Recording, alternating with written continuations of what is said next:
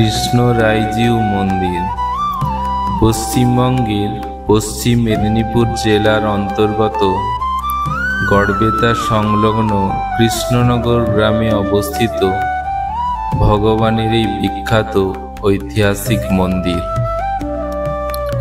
এই মন্দিরটি শিলাবতী নদীর তীরে অবস্থিত। মন্দিরের এই প্রাকৃতিক অবস্থান মন্দিরের শোভা অনেকাংশে বর্ধিত করে তুলেছে।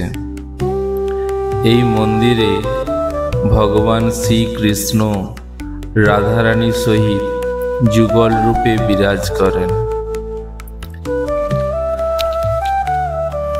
শিলাবতী নদীর তীরে মন্দিরের বাঁধানো ঘাটে বসে অপূর্ব শোভা দর্শন করতে করতে আপনি হারিয়ে যেতে পারেন মনের অতল গভীরে। নির্জনতায় কান পাতলে মনে হবে যেন আজও শ্রীকৃষ্ণের মধুর বাঁশির আওয়াজ ভেসে আসছে, আর রাধারানী যেন হেঁটে বেড়াচ্ছে তাঁর কোমল চরণে নূপুরের ছমছম শব্দে। এক অপূর্ব অনুভূতি বারে বারে আকর্ষিত করবে এই পবিত্র মন্দিরে। পশ্চিম মেদিনীপুর জেলায় খুবই জনপ্রিয় ভগবানের এই মন্দির। প্রথম বাগড়ি রাজা গজপতি সিংহের মন্ত্রী রাজ্যধর রায় এই ঐতিহ্যবাহী মন্দিরটি নির্মাণ করেছিলেন বলে জানা যায়। এই মন্দিরের আধ্যাত্মিক এবং ঐতিহ্যবাহী মূল্য অপরিসীম। এটি পৃথিবীর একমাত্র ভগবান শ্রীকৃষ্ণের মন্দির, যেখানে ভগবান শ্রীকৃষ্ণ রাধারানীর সহিত যুগল তার মাসির বাড়িতে 6 মাস অবস্থান করেন। এখানে ভগবানের 3টি মন্দির রয়েছে। কৃষ্ণনগরে রাধাকৃষ্ণের নিজস্ব মন্দির, মাইতায় রথ মন্দির বা মাসির বাড়ি, এবং রঘুনাথ বাটিতে দোল মন্দির।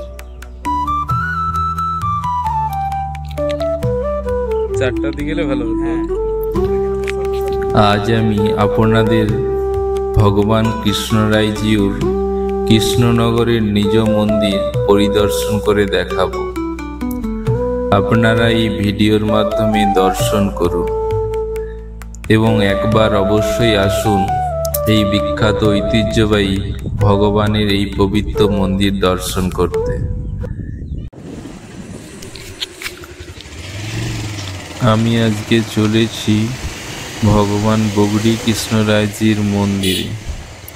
ভগবান বগড়ি কৃষ্ণরায়জির এই মন্দির পশ্চিম মেদিনীপুর জেলার গড়বেতা সংলগ্ন কৃষ্ণনগর গ্রামে। এই বগড়ি কৃষ্ণরায়জির কৃষ্ণনগর মন্দিরে আসতে হলে আপনাকে গড়বেতা স্টেশন অথবা বাস স্টপেজে নামতে হবে। গড়বেতা স্টেশন অথবা বাস স্টপেজ থেকে আপনি প্রাইভেট কার, টোটো, অটো বা বাইকে আসতে পারেন এই মন্দির। গড়বেতা স্টেশন থেকে এই কৃষ্ণনগর মন্দিরের দূরত্ব প্রায় 8 কিলোমিটার। আর যদি গড়বেতা বাস স্টপেজ থেকে আসেন তাহলে গড়বেতা বাস স্টপেজ থেকে এই কৃষ্ণনগর মন্দিরের দূরত্ব 12.5 কিলোমিটার। আপনাকে আসতে হলে প্রথমে ঝাড়বনি আসতে হবে এবং ঝাড়বনি থেকে মাইতা যাওয়ার রাস্তা ডান দিকে ভেঙে সোজা এগিয়ে আসতে হবে এবং মাইতা হাই স্কুল মোড়ে এসে বাঁ দিকের রাস্তা ধরে এগিয়ে আপনাকে আসতে হবে এই কৃষ্ণনগর মন্দিরে। আমি চলেছি এই কৃষ্ণনগর মন্দির। এই গ্রামীণ রাস্তা ধরে এবং রাস্তার দু সাইডে রয়েছে অনেক চাষের জমি এবং অনেক বসত বাড়িও রয়েছে। গ্রামীণ রাস্তা, অপূর্ব সুন্দর পরিবেশ। এই রাস্তা ধরে আমি এগিয়ে চলেছি ভগবান বগড়ি কৃষ্ণরায়জির কৃষ্ণনগর মন্দিরে। আমি এখন পৌঁছে গেলাম ভগবান বগড়ি কৃষ্ণরায়জির এই মন্দিরে। অপূর্ব সুন্দর এই মন্দির। আমরা আজকে এসেছি পশ্চিম মেদিনীপুর জেলার কৃষ্ণনগর গ্রামে বগড়ি কৃষ্ণরায়জির মন্দির। এই বিখ্যাত মন্দির দর্শন করতে এসেছি। সাথে আমার ভাতৃসম ভাই আছে, সেবাইত ওনার কাছ থেকে আমি কিছু কথা শুনবো মন্দির সম্পর্কে। এই মন্দিরের কাহিনী প্রচুর আছে। এইটা হচ্ছে কৃষ্ণনগর মন্দির। আচ্ছা, এখানে দোলের সময় খুব সুন্দরভাবে অনুষ্ঠান হয়। এইখান থেকে ঠাকুর চলে যান এই নদীর ওই পার থেকে চলে যান ওই দোল মন্দিরে দোল করতে। আচ্ছা, আর এইখানে ঠাকুর থাকেন মোটামুটি 6 মাস নয় 7 মাসের মতন থাকেন। 7 মাসের মতন ভগবান এখানে থাকে। এখন শ্রী ঠাকুর মায়তাতে অবস্থান করছে। ওই ভিডিওটাও আপনি বানাবেন ওখানে। তো খুব সুন্দর, মানে এখানে পরিবেশটা, নদী আছে, নদীর ধারে মন্দির, নদীর ধারে একদম সুন্দর দৃশ্য। হ্যাঁ,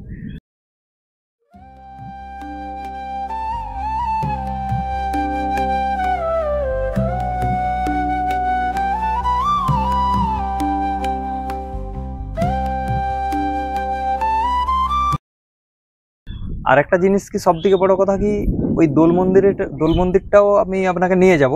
দোল মন্দিরটাও দেখবেন, ওইখানটাও খুব সুন্দর ভাবে বানাবো। ভিডিও দাদা ভাই পরে পাঠাবে, আপনাদের কাছে আসবে পরে।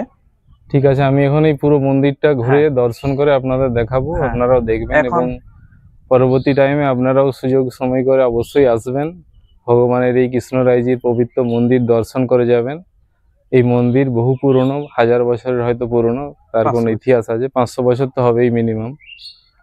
তো আপনারাও আসবেন, এসে ভগবানের দর্শন করে যাবেন। ভগবান এখন বর্তমান মায়তা মন্দিরে আছে। তো আমরা এরপর এই মন্দির দর্শন করার পর আমরা মায়তা মন্দিরেও যাব। কাহিনী অনেক আছে, অনেক কিছুই আছে। আরো দাদা ভাই আপনাদেরকে দেখাবে পুরোটা ঘুরিয়ে। পুরোটা ভিডিওটা দেখার জন্য অনুরোধ রইল আপনাদেরকে। আপনারা পুরো ভিডিওটা দেখুন এবং লাইক, কমেন্ট, শেয়ার করুন। নমস্কার দাদা, নমস্কার। এখন আমি আজকে এই কৃষ্ণনগর মন্দির পুরো দর্শন করব, কিন্তু বর্তমানে ভগবান বিরাজ করছেন মায়তা মন্দিরে, তাই এই কৃষ্ণনগর মন্দির এখন পুরোপুরি বন্ধ আছে। আমি বাইরের দিক থেকেই পুরো মন্দির দর্শন করব, ভেতরে এখন ঢোকার যাবে না, কারণ এখন পুরো মন্দির বন্ধ আছে। যেহেতু ভগবান মায়তা মন্দিরে বিরাজ করছেন, তাই আমি মন্দির বাইরের দিক থেকে যতটা সম্ভব আমি পরিদর্শন করে দেখাবো। আসুন আমরা পুরো মন্দির পরিক্রমা করি। পুরো মন্দির অপূর্ব সুন্দর কারুকার্য আছে। মন্দিরের দেয়ালে অপূর্ব সুন্দর কারুকার্য লক্ষ্য করা যাচ্ছে এবং মন্দির পুরোটাই অপূর্ব সুন্দর পেন্টিং করা আছে। আমি মন্দিরের বাঁ দিক ধরে এগিয়ে চলেছি এবং বাঁ দিক ধরে এগিয়ে গিয়ে আমি এখন প্রথম যেখানে দেখতে পাচ্ছি, এটা হচ্ছে মন্দিরের রান্নাঘর। এই রান্নাঘরের সামনে এসে আমি দাঁড়িয়েছি। এখন কিছু কথা শুনে নেব। আমাদের রসিসাল ঠাকুরের প্রসাদ এখান থেকে তৈরি হয়ে আসে। আর এখানে যখন প্রসাদ তৈরি করা হয়, এই গেটটা সব বন্ধ থাকে, যাতে সাধারণ মানুষের প্রবেশ নিষেধ, যেহেতু একটা নিষ্ঠার সাথে ভগবানের প্রসাদ তৈরি করা হয়। সব যাই হোক, এটা আমাদের রসিসাল ভগবানের প্রসাদ এখান থেকে তৈরি হয়, ভোগ তৈরি হয় আর কি। ভগবান আরো ভিডিও অনেক আসছে, ওনারা দেখতে থাকুন। ধন্যবাদ, নমস্কার। আমি এরপর সামনের দিকে এগিয়ে চলেছি। চারিদিকে মন্দির রেলিং দিয়ে ঘেরা আছে। সামনে দেখা যাচ্ছে এক অপূর্ব সুন্দর আটচালা। এই আটচালা অপূর্ব সুন্দর কারুকার্য মণ্ডিত এবং পুরো মন্দির একদম পরিষ্কার পরিচ্ছন্ন রাখা হয়েছে। আটচালার গায়ে অপূর্ব সুন্দর কারুকার্য মণ্ডিত এবং সুন্দর রঙিন রঙে রাঙিত হয়ে আছে পুরো মন্দির। মন্দিরের গায়ে অপূর্ব সুন্দর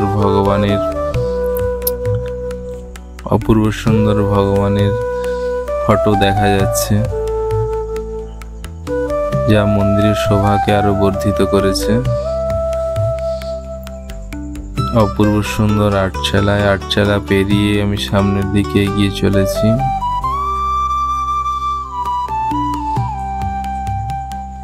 হাটচালার চারিদিকে অপূর্ব সুন্দর কারুকার্য করা আছে।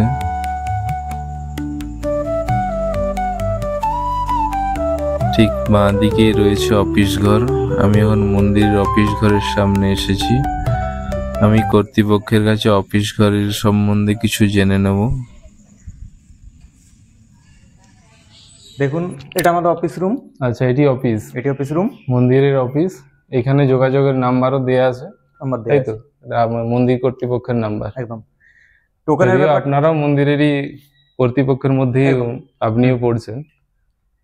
আর আপনারা আসতে গেলে আপনারা আসবেন মন্দিরে এসে, আগে সকাল করে এসে 9টার থেকে 9:30টার মধ্যে এসে আপনার টোকেনটা কালেক্ট করে নিয়ে যাবেন।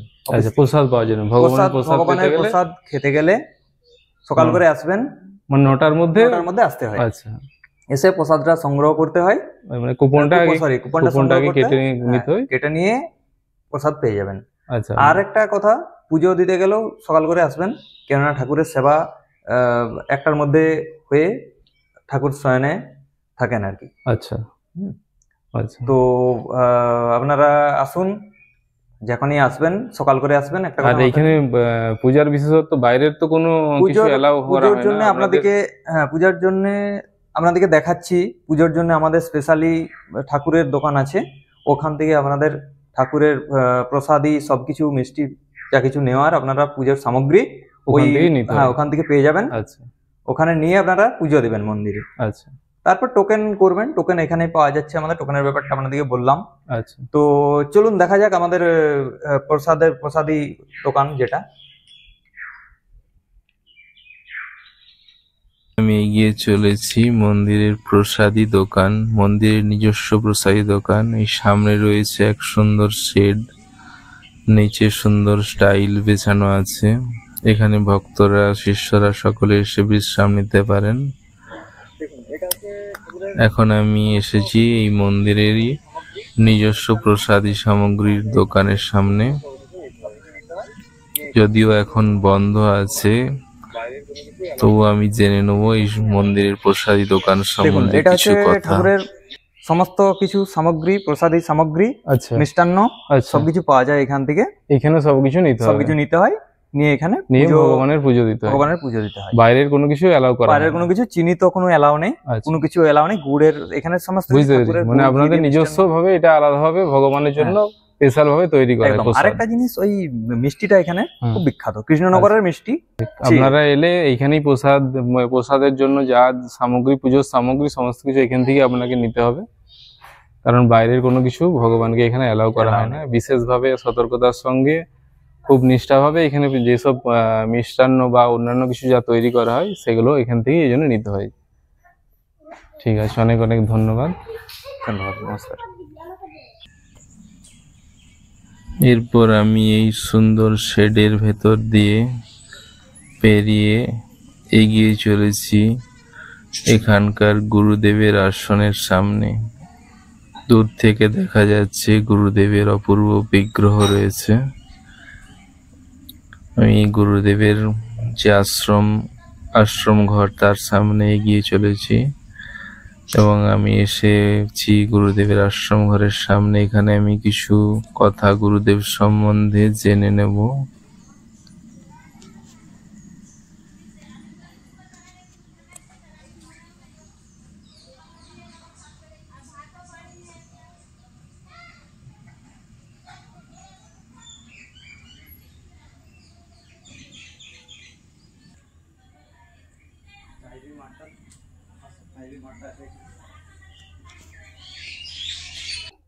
এই মন্দিরের এখানে গুরুদেবের যে আসন, সেই গুরুদেবের আসনের সামনে দাঁড়িয়ে আছি। আমাদের গুরুদেবের সম্বন্ধে একটু দু এক কথা বলবে, আপনি একটু দু এক কথা বলুন গুরুদেব সম্বন্ধে। আমাদের এই কৃষ্ণনগর মন্দিরের গুরুদেব হচ্ছে নিরঞ্জন মল্লিক ঠাকুর। স্থূলদেহে উনি নেই, কিন্তু সূক্ষ্ম দেহে এখনো উনি বিরাজ করছেন। আর ওনার বাড়ি হচ্ছে কাটিয়েছেন। আর উনি এমন মনের মানুষ ছিলেন যে ওনার যত শিষ্য, যত আছে, ওনাকে খুবই ভালোবাসতো। শিষ্যদিকে উনি খুবই উনিও খুব স্নেহ করতেন। হ্যাঁ, এখানে আর শিষ্যদিকেও ভালোবাসতেন, আর শিষ্যরাও ওনাকে প্রচুর ভালোবাসতেন। গুরুদেবের চরণে প্রণাম। জয় গুরু। অনেক অনেক ধন্যবাদ সকলকে। এরপর আমি ভগবানের মাইতা মন্দিরে যাব। বর্তমানে ভগবান যেখানে বিরাজ করছেন সেই মাইতা মাসির বাড়ি মন্দির, সেখানে গিয়ে আমি আবার আপনাদেরকে এই মাইতা মন্দিরও দর্শন করাবো। আর পরবর্তী টাইমে যখন ভগবান আবার এই কৃষ্ণনগর মন্দিরে বিরাজ করবেন তখন আমি আরেকবার আসবো এবং এখানের মন্দির খোলা অবস্থায় এক নতুন ভিডিও করার চেষ্টা করব। অনেক অনেক ধন্যবাদ।